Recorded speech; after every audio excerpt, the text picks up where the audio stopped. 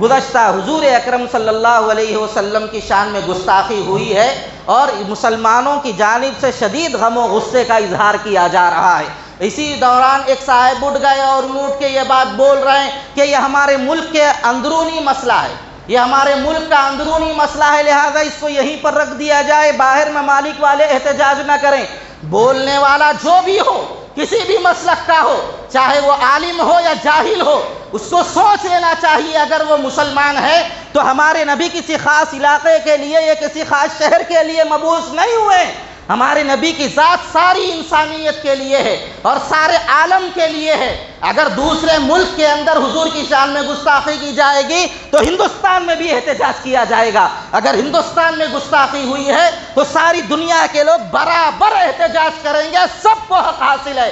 یہ تمہارے گھر کی جاگیر نہیں، یہ تمہارے مسلک کی چیز نہیں جو تم یہ کہنے لگ جاؤ یہ ہمارے مسلک کا معاملہ ہے یا ہمارے گھر کا معاملہ ہے، یہ اللہ کے رسول کا معاملہ ہے تو ہر مسلمان کا معاملہ ہے۔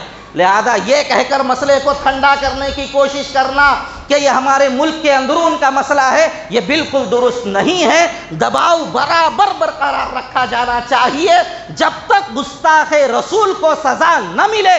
مسلمانوں کو اپنے غم و غصے کا اظہار لگاتار کرتے رہنا چاہیے۔